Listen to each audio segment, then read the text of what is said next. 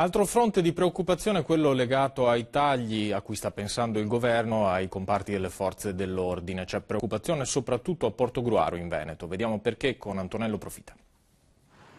Una stazione che serve anche Caorle e i turisti diretti a Bibione e Lignano, dove fanno capolinea i treni regionali in partenza da Treviso e da Casars. Fermano tutti quelli sulla linea Venezia-Trieste, oltre a Frecce e Intercity per Roma, Milano, Napoli, Torino, Bologna.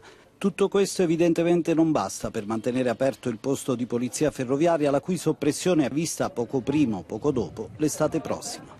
Preoccupazione per la cittadinanza sulla vivibilità della stazione ferroviaria che con l'aggiunta delle corriere diventa uno snodo importante per l'arrivo a Portogruaro. La stazione di Portogruaro è un posto altamente sicuro per i cittadini, altamente insicuro per chi fa reati, perché noi abbiamo un alto riscontro di reati scoperti rispetto a quelli che sono stati commessi. La parola d'ordine del governo è razionalizzare, termine più dolce rispetto a tagliare, ma spendere meno in un settore come la sicurezza suscita allarme, che si tratti del posto di polizia ferroviaria o del distaccamento della stradale. Ho scritto una lettera al ministro Alfano chiedendo un incontro al fine di essere portato a conoscenza delle intenzioni che il governo ha rispetto a quello che si sente dire. Credo che anche gli enti locali devono essere coinvolti.